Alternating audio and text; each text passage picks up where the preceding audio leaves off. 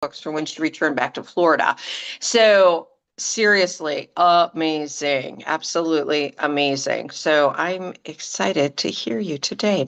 All right, we should be live streaming, we should be recording, and I think we're good to go. So I'm going on mute and looks like everybody else is too. Take it away, friend. Good morning, everybody. Oh my goodness. Well, Mary Kay Ash herself always said, what? An appointment worth booking is an appointment worth coaching, right? So, first things first, a mindset that coaching is as important and deserves as much of your time and priority on your to do list as booking does. Because otherwise, all the time and energy you put into booking might not pay off. We don't want that because we spend a lot of heart and soul getting brave enough to ask, don't we? Yep. So you want to make sure that you're following through with coaching. It's just so important. So I'm going to share with you some key points in the hostess coaching process.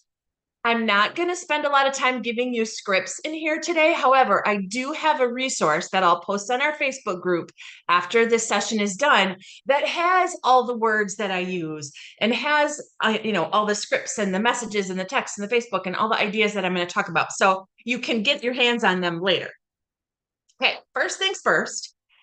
If I asked you right now, what's your hostess plan? Could you rattle it off in one or two sentences and be excited about it?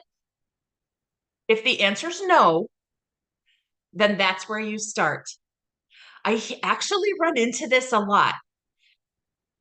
If we don't know what we're offering her or we're not excited about it, we're just using the hostess plan we heard someone talk about somewhere because that's what we heard, then she's not going to be excited about it either. So I always look at it as, would I want to get this if I hosted a Mary Kay party? If I'm not excited about whatever that reward is, I'm not going to be excited or committed to getting my friends and family gathered so that I can get whatever your program is. So that's step one. And this is my personal opinion, but don't change it all the time. Find what you love and just use it forever and ever and ever and ever. We get distracted by the newest shiny object sometimes, and that can be good, like if you're, in a rut. But generally speaking, changing everything all the time just makes your brain like a squirrel. So get a hostess plan you love and keep it. Hug it and keep it forever. Okay. Next thing, common mistake that we make when we're trying to book parties is we lead with that. Now, in my mind, I'm like, oh, I'm gonna book her for a party. But in my words, I'm booking her. Because what's the first thing that happens as soon as you start to talk about getting people together? What do they say?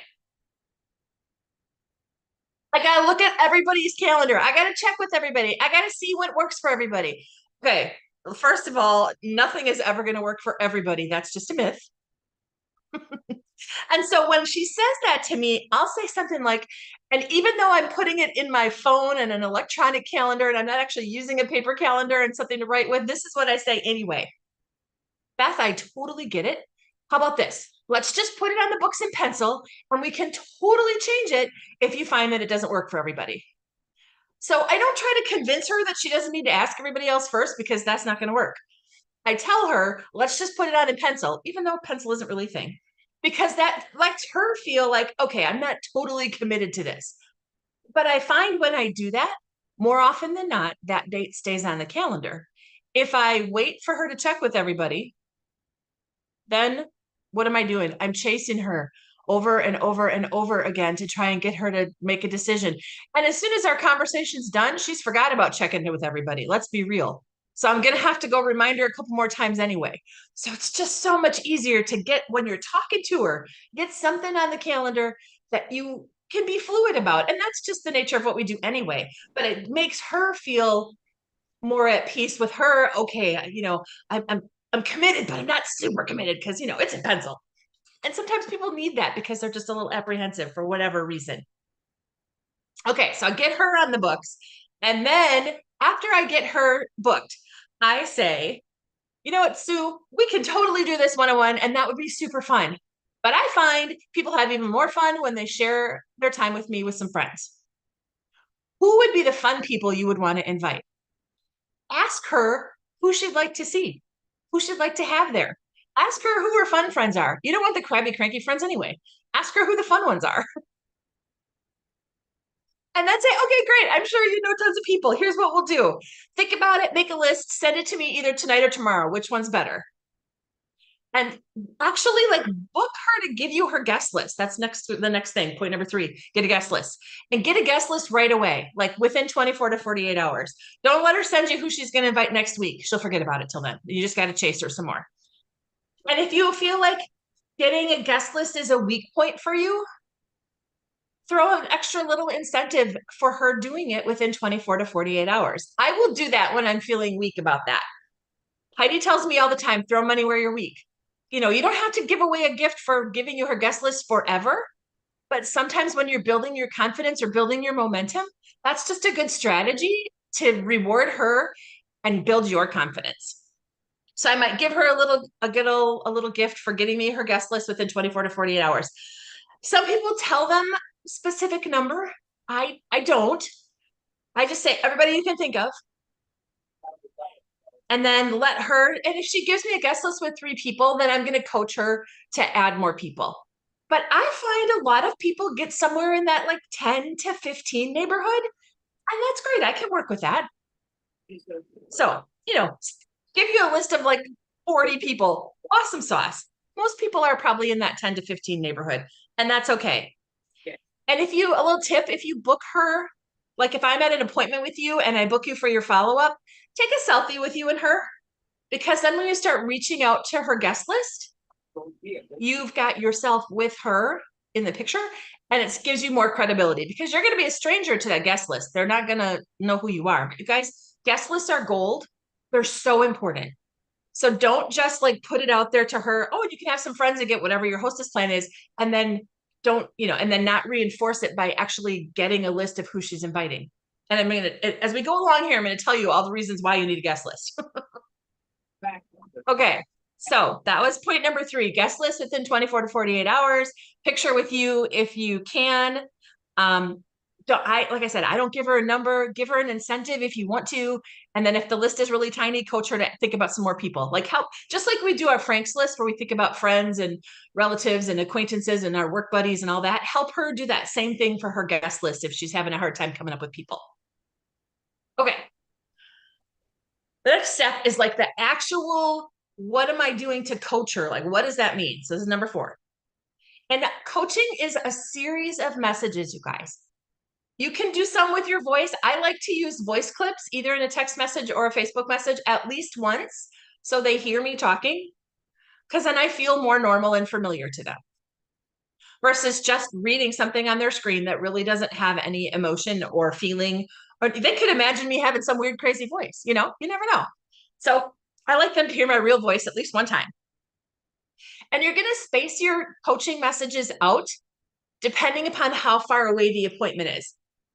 If the appointment's in 4 days, you're pretty much going to do these one a day. If the appointment is 2 weeks from now, then it's more like every 2 or 3 days. What you don't want to do is send all of them in one day. If it just so happens that you book somebody and their party's like in a day or 2, you're going to have to abbreviate this process, maybe consolidate a couple things, maybe pick and choose a little bit. But most appointments aren't where you're having a group of people aren't that close in. Okay. So here's what I do. Message number 1 is where I just pretty much introduce myself, give them the date and time of the party. Usually I have a little invite, invite graphic that I text with my introductory little blurb. And that's where I put the picture of myself and the hostess. Okay. So it's a little picture of myself and the hostess with the date and time on it. That's pretty much it. I don't make big fancy invites. I don't have time for that. Plus, really, all they care about is that they see you with your friend and they realize you're normal. And then in addition to saying something like, hi, Beth, I'm Trisha. I'm Kelly's Mary Kay consultant, and I'm so excited to get together with you guys next week, Tuesday, or whatever the party date is, right? And then I always say, what's your biggest skin concern right now? And how do you know Beth? How do you know the hostess? That's going to give her, and the reason I ask her how she knows the hostess is because she's going to be more likely to respond to that. If I only talk to her about her skin and about Mary Kay, she's going to be like, maybe she'll respond, maybe she won't, because she doesn't know me. But if I ask her to talk about her friend or her family member, whatever, she's much more likely to respond. Okay. That might be the only response she gives you the first time. That's okay. Text her back and ask her about her skin again. So that's the first message, usually within 24 hours of getting the guest list. Okay. I do it pretty quickly so I can start building that connection. The second thing I send, and again, spacing depends upon how far away the appointment is the links to the Skin Analyzer app. I'll say a lot of us are always surprised about what our skin really needs. So check out this link. It's a free app that you can use. Basically, take a selfie and it will give you a personalized prescription for what makes your skin most healthy. It's fun to check out. So that's what I say. I send it to them.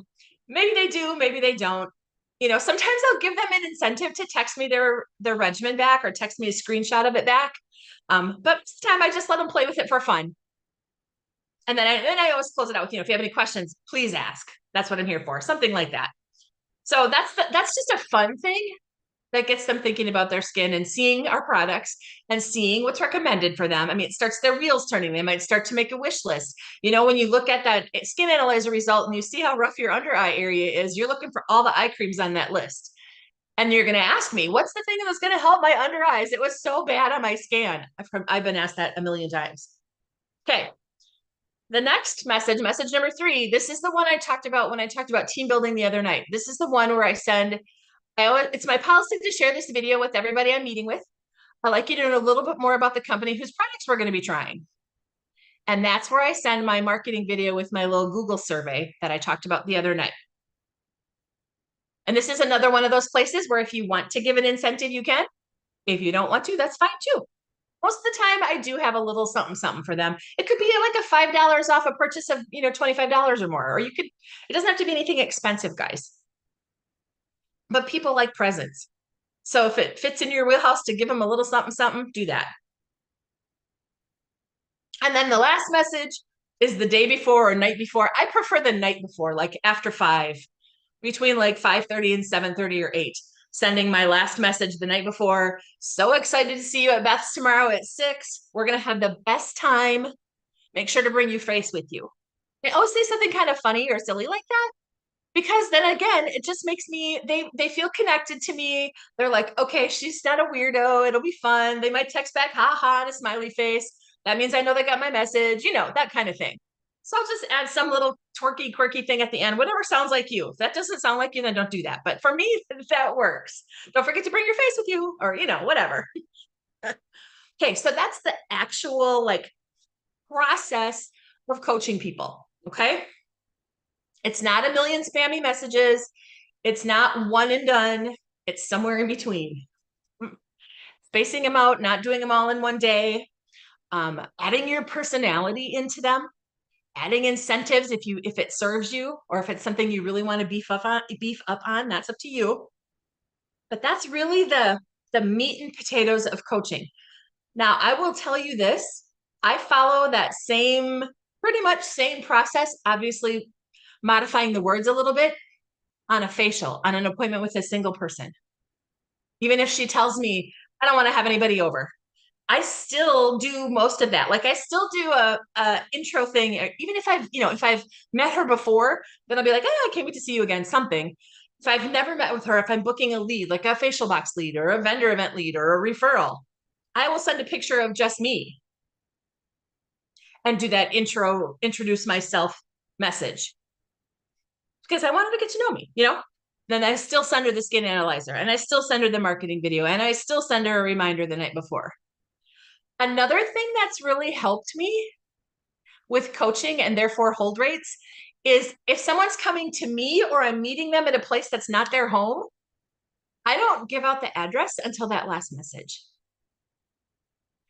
Because then, like half the time, I'll get a message from her. Where's the address? What's the address again for Tuesday?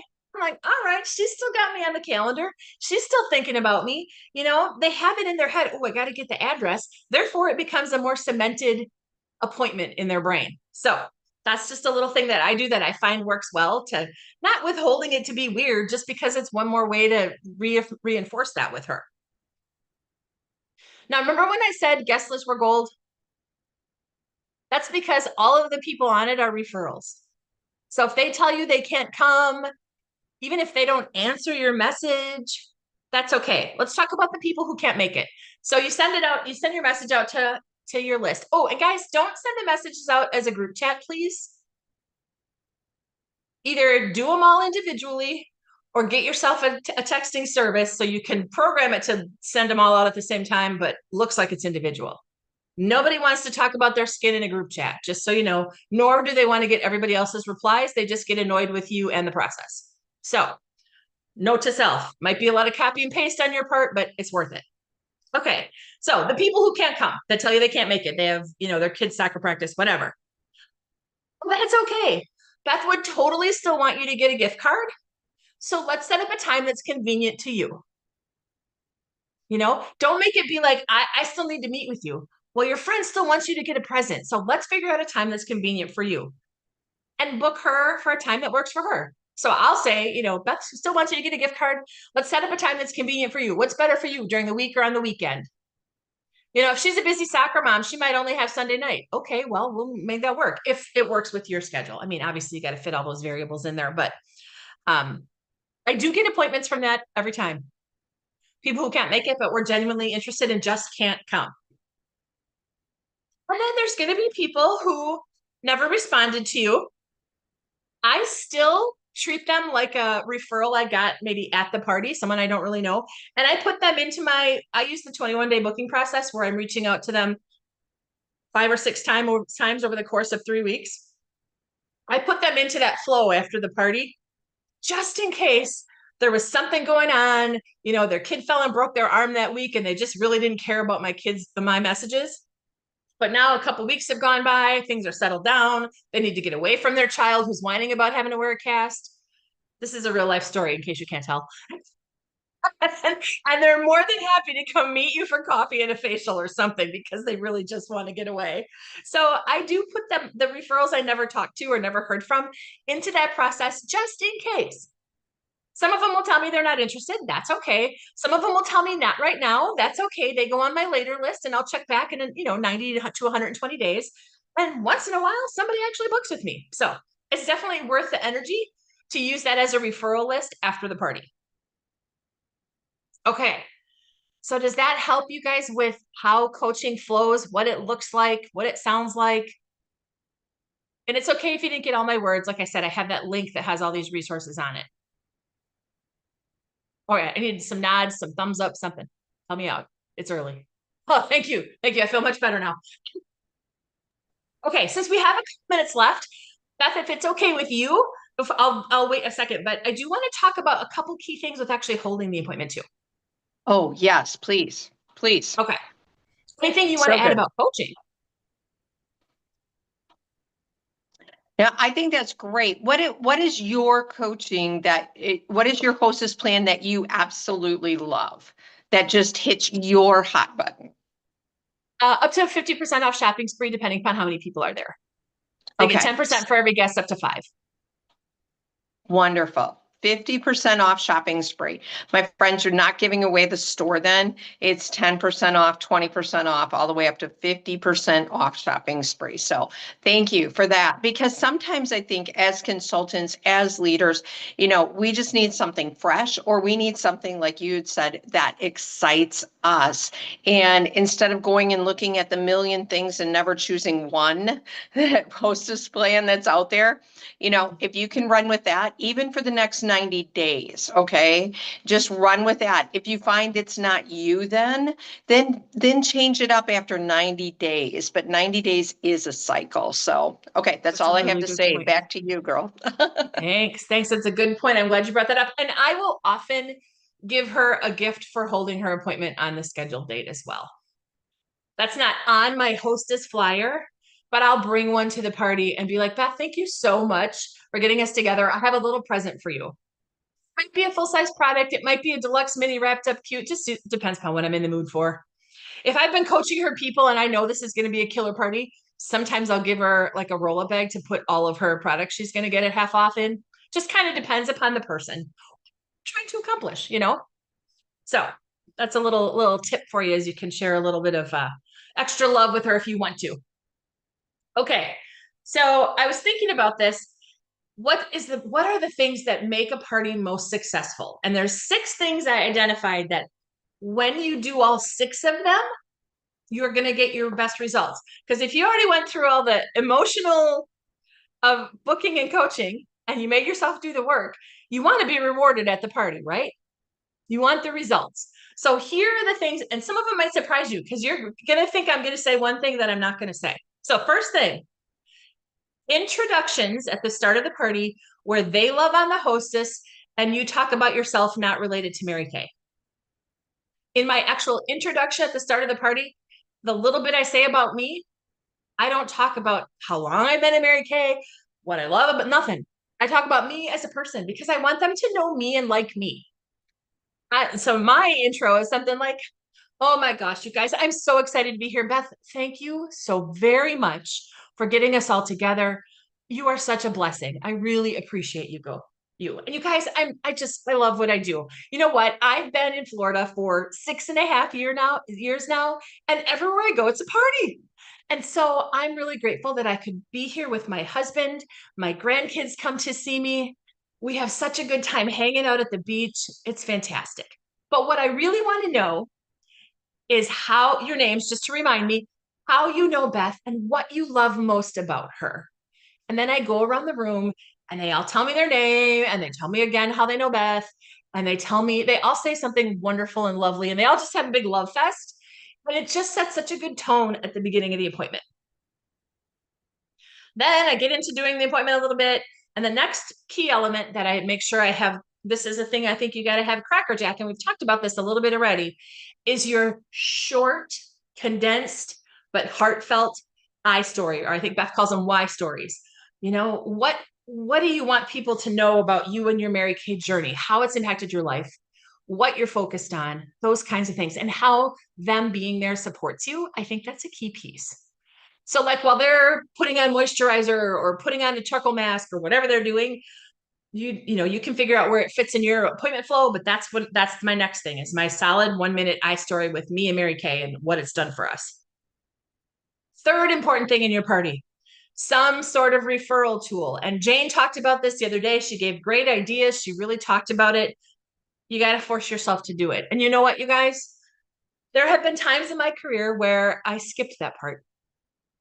And I'll never forget when I lived in Wisconsin, I wasn't a director yet. I was working my way through DIQ and I did a party in January and it was colder than heck, ice and snow everywhere. I went out to the car to fill all the orders and I could hear my director's voice saying, "You didn't ask for referrals. You didn't ask for referrals." So I went back in the house in my coat and my mittens and my boots and I said, "You guys, I didn't do my job." And I used a referral game. I passed out my referral sheet.